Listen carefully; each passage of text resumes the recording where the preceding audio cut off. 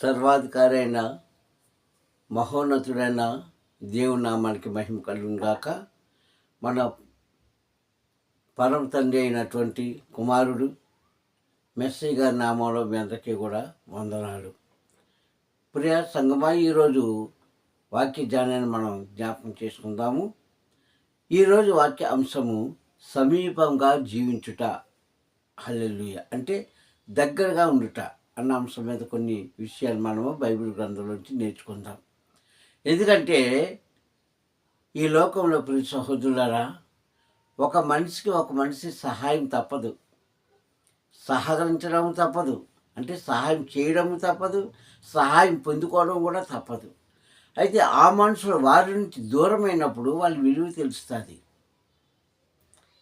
ఆ మనిషి పక్కన లేనప్పుడు అతని యొక్క విలువ లేక ఆమె యొక్క విలువ తెలుస్తుంది. ఎవరంటే సహకరించాలని ఉద్దేశం కలిగిన వారు హృదయాలను బట్టినే మాట్లాడుతున్నారు. ఎవరు పడితే వాళ్ళు కాదు. నీకు హాని చేసిన వారు కాదు, నీకు మేలు చేసేవారు నీ పక్కనే లేకపోతే, నిన్ను చూసేవారు నీ పక్కనే లేకపోతే అది నీకు ఒక రకంగా చీకటి జీవితమే. హల్లెలూయా. ఇక ఈరోజు ఈ వాక్య సందేశంలోకి వెళ్ళే ముందు యథావిధిగా మా ఛానల్ సబ్స్క్రైబ్ చేసుకుంటున్నారు, సంతోషం. లైక్ చేసి షేర్ చేసి మీ సహాయాన్ని మాకు అందించండి. ఇక వాక్య సందేశంలోకి వెళితే, ఆనాడు కీర్తన భాగాన్ని రచించినటువంటి వారిలో ఒకడైనటువంటి ఆసావు గారు చెప్పిన మాట. ఎందుకంటే కీర్తనలు అంతా దావీదు గారు రాయలేదు కనుక వాటి భాగంలో పాలు పంతులు పంచుకుంటున్నటువంటి ఆసావు గారు ఏమన్నారో ఒకసారి మనము ఆ వాక్యాన్ని చదువుకొని కాస్త ముందుకు వెళదాం. హల్లెలూయా. ఏమన్నారు ఆయన? 75వ సంకీర్తనలో, ఆయన రాసినటువంటి 75వ సంకీర్తనలో ఆసావు గారు చెప్తున్న మాట, తండ్రి మేము నీకు కృతజ్ఞతాస్తుతులు చెల్లిస్తున్నాము. మొదటి మాట ఏమన్నాడు? తండ్రి మేము మీకు కృతజ్ఞతాస్తుతులు చెల్లిస్తున్నాము. ఎందుకంటే మీరు మాకు సమీపంగా ఉన్నారని అంటాడు.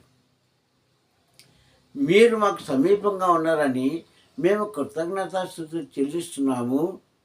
సంతోషంతో నీ దగ్గర మేము ఆత్మ ఫలాలు పొందుకోవాలని, మా జీవితాలు సరిచేశారని, ఎల్లప్పుడూ కూడా మీరు మాతో ఉన్నారని నమ్మకంతో మీకు కృతజ్ఞతలు చెల్లిస్తున్నాము అంటాడు అక్కడ ఆసావు గారు. హల్లెలూయా. సమీపము అనగా దగ్గరగా, ముందే చెప్పాను కదా, దగ్గరగా సహాయం చేసే మనిషి, స్త్రీలు కావచ్చు, పురుషులు కావచ్చు, వారు మన దగ్గర ఉండేటప్పుడు, లేదంటే మనం వారి దగ్గర ఉండేటప్పుడు ఒకరి కష్టాలు ఒకరికి, ఒకరి సంతోషాలు ఒకరికి, ఒకరు ఆ మాటలు ఒకరికి పంచుకుంటూ, మాటల సహాయము, చేతి సహాయము, ధన సహాయము, మరి రకరకాల సహాయాలు ఈ లోకంలో ఉన్నవి. ఇంగ్లీష్లో అంటారు హెల్పింగ్ అంటారు దాన్ని. హెల్పింగ్, సహాయం చేయడం. కనుక ప్రతి సహోదరులారా, ఇలాంటి వారు మన పక్కన లేకపోతే ఆలోచన సహాయం కూడా ఒక్కొక్కసారి మనం అనుకుంటాం మేము చాలా తెలివైన వారు అనుకుంటాం, కానీ కొన్ని విషయాల్లో మనం ఏం చేస్తాం, బోల్తా పడిపోతాం, కింద పడిపోతాం. అలాంటప్పుడు నీ పక్కకు వచ్చి నీకు సలహాదారుడుగా సలహా చెప్పేది స్త్రీ కానీ పురుషులు కానీ, అలాంటి వారు నీ జీవితంలోంచి దూరంగా వెళ్ళిపోతే, నీకు కనిపించకుండా వెళ్ళిపోతే, నీకు మరుగైపోతే, అప్పుడు ఆలోచిస్తావు, అయ్యో నన్ను ధైర్యపరిచేవారు లేరే, నన్ను ఆదుకునేవారు లేరే, నాకు సలహా చెప్పేవారు లేరే అన్నప్పుడు బాధపడతావు. కానీ బైబిల్ ఏం చెప్తుందో తెలుసా? ఎస్ఏ గ్రంథంలో అంటాడు పరమతండ్రి, ఎస్ఏ గ్రంథంలో రాయబడిన మాట పరమతండ్రి అంటాడు కదా, మీరు నన్ను వెతకండి, నేను మీకు సమీపంగా ఉన్నానని, నేను దొరుకు కాలంలో నన్ను వెతకండి అన్నాడు. అదే మాట చెప్తున్నాడండి. ప్రియ సహోదరులారా, మానవుడు ఈరోజు ఉండవచ్చు, రేపు రేపు లేకపోవచ్చు. ఇది అందరికీ తెలిసిన సత్యమే. ఇందులో అబద్ధమేం లేదు, కల్పితాలు అసలే లేవు. మానవుడు వేళ నీ ప్రక్కన ఉండొచ్చు, నీ ప్రక్కన లేకపోవచ్చు. నీతో నీతో మాట్లాడవచ్చు, మాట్లాడకపోవచ్చు. ఎందుకంటే మానవ జీవితం నేను చాలాసార్లు చెప్తుంటాను, నీటి మీద బుడగ లాంటిది. అది ఎప్పుడు పేలిపోతుందో, ఎప్పుడు టపీమంటుందో మనకు తెలియదు. కానీ నిత్యమంతా ఉన్నవాడు అనువాడు ఎవరంటే మనల్ని పుట్టించిన మన పరమ తండ్రి. హల్లెలూయా. ఆఖరికి మన కన్న తల్లిదండ్రులు కూడా మనతో ఉండరు. ఇష్టపడి కట్టుకున్న భార్య కానీ భర్త కానీ కన్న పిల్లలు కానీ మనతో ఉండరు. ఇవన్నీ లోకానికి తెలిసిందండి, తెలియక కాదు, అందరికీ తెలిసే. కానీ వాళ్ళు ఏమనుకుంటారంటే ఇది మాకు శాశ్వతము అనుకుంటారు. హల్లెలూయా. అందుకే ఈ వాక్యాన్ని మనం జ్ఞాపకం చేసుకోవాలి. ఏదిగటి లోకంలో ఒక శాశ్వతం కాదు. నువ్వు సంపాదిస్తున్న ఆస్తి నీకు శాశ్వతం, నీకు శాశ్వతం కాదు. బ్యాంకులో ఒక 10 లక్షలు వేసావు అనుకోండి, నువ్వు ఎంతకాలం తీయపోయినా ఆ డబ్బు అక్కడే ఉంటుంది. అక్కడే ఉంటుంది ఆ డబ్బు. నువ్వు కట్టుకున్న మేడలు అక్కడే ఉంటాయి. నువ్వు ఏదైతే పొందుకున్నావో అన్నీ కూడా అక్కడే ఉంటాయి. కానీ లేనిది ఎవరో తెలుసా? మనమే. అందుకే సహోదరులారా, నేను అంటాను, తండ్రి మనకు సమీపంగా ఉన్నప్పుడే మనం ఏం చేయాలి? ఆయనలో వెలిగించబడాలి, నడిపించాలి. మనం నడవాలి, అనేకులు నడిపించాలి. ఆయన సత్యాన్ని మనం గ్రహించుకోవాలి. ఈ మాటలు జనానికి అక్కర్లేదండి ఈనాడు. ఈ మాటలు జనానికి అక్కర్లేదు.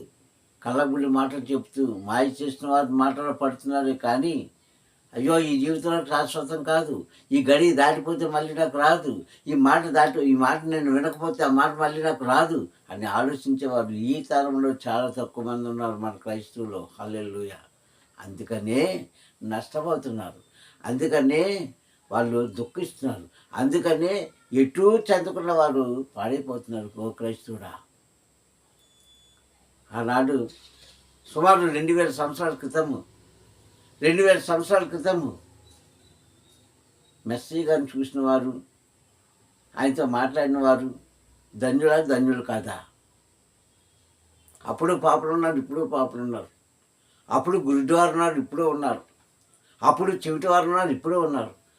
అప్పుడు కలిగిన రోగాలు ఏదైతే ఉన్నాయో మనుషులకి ఇప్పుడు ఉన్నాయి. ఇంకా ఇప్పుడు ఒక రకంగా చూసుకుంటే ఇంకా ఎక్కువైపోయాయి ఇప్పుడు రోగాలు కదా. ప్రతి ఇంటిలో, ప్రతి పల్లెలో, ప్రతి పట్టణాల్లో, ప్రతి రాష్ట్రాల్లో, ప్రతి దేశాల్లో ప్రతి ఒక్కరు కూడా మనుషులే కదండి. చాలామంది చెప్తుంటాం వాళ్ళు అమెరికాలో ఉన్నారండి, గొప్పగా చెప్పుకుంటాం, వారు మనుషులే. జపాన్లో ఉన్నారండి, వాళ్ళు మనుషులే. ఏ దేశంలో ఉన్నా, ఏ మూల ఉన్నా, ఏ చిన్న పల్లె పట్టణాల్లో ఉన్నా మనుషులే. వీరందరూ కూడా మనుషులే కనుక అక్కడ మనం ఏం నేర్చుకోవాలండి? సమీపంగా ఉన్నదే మనం నేర్చుకోవాలి. హల్లెలూయా. వారు సరిగ్గా వారి యొక్క పరిధిలోకి రాకుండా అనాలోచనతో ఉంటున్నారేమో, జాగ్రత్త. ప్రతి ఒక్కరికి ఒకటే చెప్పాడు, నేను మీ దగ్గర ఉంటుండగానే సంచరిస్తుండగానే నీ సృష్టికర్త అయిన తండ్రిని జ్ఞాపకం చేసుకోమంటుంది బైబిల్. ఆనాడు 2000 సంవత్సరాల క్రితము మెస్సీ గారు ప్రజల్లో ఉన్నారు. అప్పుడు పరిశుద్ధులు ఉన్నారు, ఇప్పుడు పరిశుద్ధులే ఉన్నారు. అప్పుడు అందరూ ఉన్నారు, ఇప్పుడు అందరే ఉన్నారు. ఏం తేడా లేదు. అప్పుడు పేదవారు ఉన్నారు, ఇప్పుడు పేదవారు ఉన్నారు. కానీ నేనంటాను, అప్పుడున్న జనాంగం కంటే ఇప్పుడున్నవారు శ్రేష్ఠులు కాదు, పరిశుద్ధులు కాదు. ఎందుకో తెలుసా? క్రీస్తుని కళ్ళులారా చూసిన వారు, ఆయన మాటలు చెవులారా విన్నవారు, ఆయన ఆశ్చర్యకార్యాలు చూసిన వారు ధన్యులండి. ఆ రోజు నీవు చూసావా క్రీస్తుని? నేను చూసానా క్రీస్తుని? కొన్ని వాక్యం ఉంటే ఎవరైనా ఈ తరంలో నేను క్రీస్తుని చూశానన్నవారు ఎవరు? అది ఊహ మనది. కానీ స్వయంగా మానవ రూపంలో ఉన్న క్రీస్తుని చూసిన వారు ఆనాడు ప్రతి మనిషి, 2000 సంవత్సరాల క్రితం చెప్పే మాటని చెప్తున్నాను, ప్రతి మనిషి ధన్యులే. ఎందుకంటే కళ్ళారా చూశారండి, దగ్గరగా ఉన్నాడు ఆయన వారికి. ఇప్పుడు మనకు అందలేనంత దూరంలో ఉన్నాడు. ఆయన ఇక్కడికి వస్తాడు, మంచిది. ఎలా వస్తాడు? రారాజుగా రాబోతున్నాడు దగ్గరగా. అయితే మనం ఎలా వెళ్తాం? శరీరంతో వెళ్ళలేం, శరీరంతో చూడలేం, కళ్ళతో చూడలేం, ఆత్మగా చూడలేం. అంటే మనం చనిపోయిన తర్వాత. హల్లెలూయా.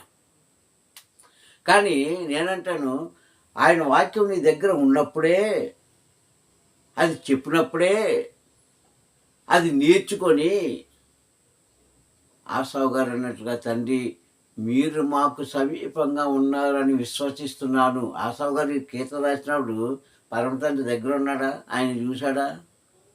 లేదు. అక్కడ పుట్టినట్లు ఉంటుంది, నామం అని ఉంటుంది, క్రీస్తు నామం అని ఉంటుంది. ప్రియ సహోదరులారా, ఈరోజు చాలామంది క్రైస్తవులకు సత్యాలు తెలుసుకున్నా చెప్పలేకపోతున్నారు, గ్రహించుకున్నా గ్రహించుకోలేకపోతున్నారు. ప్రియ సహోదరులారా, ఈయన వాక్యం మనకి దగ్గరగా ఉంది. ఎప్పుడో 2000 సంవత్సరాల క్రితము కుమారుణ్ణి చూసిన వారు ధన్యులు. ఈరోజు మన కుమారుని చూడట్లేదు, మన దగ్గరగా లేడు, ఆయన దూరంగా ఉన్నాడు. కానీ ఇప్పుడు మనం దేన్ని చూస్తున్నాము? లేఖనాలను చూస్తున్నాము. లేఖనాలు చూసినప్పుడల్లా నీ తండ్రి నీ పక్కన ఉన్నట్టే, నీవు ఆయనతో ఉన్నట్టే. ఇది గమనించుకోండి. కానీ దౌర్భాగ్యం ఏంటంటే, తండ్రి మనకి 24 గంటలు సమయం ఇస్తే అందులోంచి కనీసం వితిన్ 5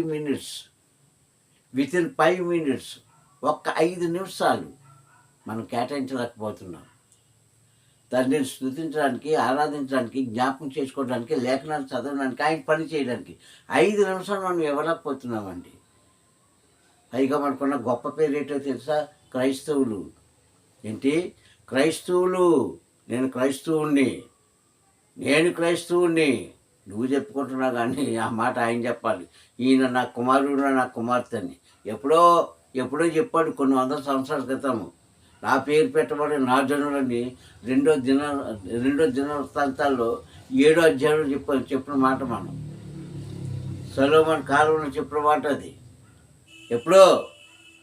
కానీ ఇప్పుడు చెప్తున్నాడా? నా కుమార్తె భూలోకంలో ఉంది, నా కుమారుడు భూలోకంలో ఉన్నారని మనం చెప్పుకుంటున్నాం. నేను క్రైస్తవుని. ఏది నీ క్రైస్తత్వం? ఏది నీ క్రైస్తవ విధానము? ఏది నువ్వు నేర్చుకున్న ఆ యొక్క పాఠము? ఏదండి? 5 నిమిషాలు నువ్వు నిన్ను పెంచి పోషిస్తున్న తండ్రికి నువ్వు సమయాన్ని ఇవ్వలేకపోతున్నావే. నీకు దగ్గరగా వచ్చేయాలి. ఆయన వస్తాడా? హల్లెలూయా. అందుకే 5వ వచనం అంటాడు, అదే 75 సంకీర్తన 5వ వచనం అంటాడు, అహంకారులకు చెప్తున్నాను. ఎవరు వీళ్ళు? క్రైస్తవులే. కొమ్ము పైకెత్తకుడి అని అహంకారులు చెప్తున్నాడంట. ఈ అహంకారులు ఎవరు? ఈనాడు చాలామంది క్రైస్తవులు అలాగే ఉన్నారు. అహంకారంతో ఉన్నారండి. పెద్దవారు కానీ, చిన్నవారు కానీ, ఆడవారు కానీ, మగవారు కానీ అందరూ కూడా అహంకారంతో వాళ్ళు ఏం చేస్తున్నారో వాళ్ళకే తెలియదు. రే సహోదరులారా, వాళ్ళు ఏం చేస్తున్నారో వాళ్ళకే తెలియదు, కానీ పేరు మాత్రం క్రైస్తవులు. నేను క్రీస్తు దగ్గరగా ఉన్నాను అంటాడు ఒకడు, నేను మాట్లాడాను అంటాడు ఒకడు, నేను చూశాను అంటాడు ఒకడు. ఈ 3 నిజమా? 3 అబద్ధమే. నీతో మాట్లాడడానికి నువ్వేమి గొప్పవాడు కాదు. ఆనాటి గొప్పవారైన ప్రవక్తలతోనే మేఘాల్లోంచి మాట్లాడాడు, అగ్నిలోంచి మాట్లాడాడు, పొదల్లోంచి మాట్లాడాడు. మరి నీతో ఎందుకు మాట్లాడతాడు? ఆయన పిలుచుకున్న ప్రజలతోనే మరుగై మాట్లాడిన తండ్రి ఇప్పుడు నీతో డైరెక్ట్గా మాట్లాడేస్తున్నాడా? ప్రియ సహోదరులారా, వాక్యం ద్వారా మాట్లాడతాడండి. ఆయన మాట్లాడతాడు, కాదని అనట్లేదు. ఇది తప్ప నేను అన్నాను. ఆయన మాట్లాడేది వాక్యంతోనే. ఆ వాక్యం నీ హృదయంలోకి ఎక్కించుకొని ఉంటే ఆయన నీకు దగ్గరగా ఉంటాడు. హల్లెలూయా. దగ్గరగా ఉంటాడు ఆయన. జాగ్రత్త ప్రియ సహోదరులారా, నీకు ఇచ్చే కాలం అయిపోతుంది, ఆయుష్కాలము. ఇంకెప్పుడు నీ సృష్టికర్త అయిన తండ్రిని నువ్వు జ్ఞాపకం చేసుకుంటావు. వాక్యం ఉంది కనుక చదివేసుకుంటున్నావు, ప్రార్థన చేసేస్తున్నావు, ఏదో నోటికి వచ్చిన ప్రార్థన. ఆ ప్రార్థన కూడా నిలకడలేని ప్రార్థనే చేసేస్తున్నావు. హల్లెలూయా అనుకుంటున్నావు. కానీ ఆయన అంటాడు కదా, పరిశుద్ధాత్మ దేవుడు అంటాడు కదా ఒక మాట. తండ్రి ఏమన్నాడు? ద్వితీయోపదేశకాండంలో, శాపము దీవెన ఇదిగో నీ ముందు పెడుతున్నాను, ఏది ఎంచుకుంటావో ఎంచుకొని వాటిలో ప్రవేశించు. అప్పుడు నేను నీకు సమీపంగా ఉండాలా లేదా నేను నిర్ణయించుకుంటాను అంటాడు. అలాగే తన కుమారుడే మెస్సీ గారు చెప్తారు. ఇరుకు మార్గము, విశాల మార్గము. ఇరుకు మార్గము, విశాల మార్గం. ఏ మార్గంలోకి నువ్వు వెళ్తావు? అప్పుడు నేను నీకు దగ్గరగా ఉంటానన్నాడు. పరిశుద్ధాత్మ కాలంలోకి వచ్చేటప్పటికి ప్రకటన గ్రంథం 3వ అధ్యాయము 14-15 వచనంలో చెప్తాడు ఆయన. ప్రకటన గ్రంథం 3వ అధ్యాయం 14-15 వచనం చెప్తాడు. నీవు చల్లగాను లేవు, వెచ్చగాను లేవు. నువ్వు కనుక నీ కార్యాలు ఏమి జరగట్లేదు. అంటే నాకు దగ్గరగా లేవు, దూరంగా లేవు, మధ్యలో ఉన్నావు. ఇక నీ కార్యాలు ఎలా జరుగుతుంది?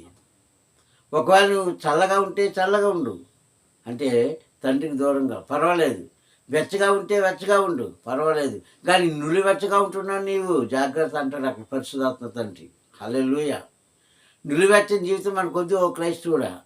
ఉండి లేనట్టు భక్తి, ఉండి లేనట్టు ఆ కార్యాలు నువ్వు చేయొద్దు. ఉంటే లోపల ఉండు, లేకపోతే తండ్రితో ఉండు, తప్పలేదు. వింటే ఇన్ని మాట విను, లేదంటే వారి మాట విను, తప్పలేదు. నువ్వు వింటే ఈ మార్గంలోకి రా, లేదంటే ఆ మార్గంలోకి రా, అది లేదు.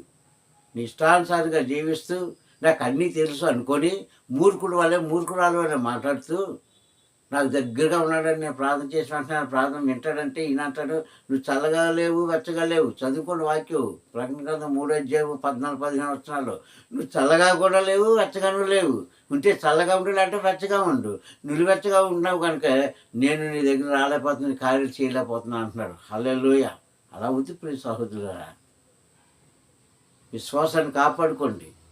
అప్పుడు నీకు ఎప్పుడు కూడా వాక్యం ద్వారా, మళ్ళీ చెప్తున్నాను, వాక్యం ద్వారానే మనకి ఈరోజు మనకు దగ్గరగా ఉన్నాడు ఆయన.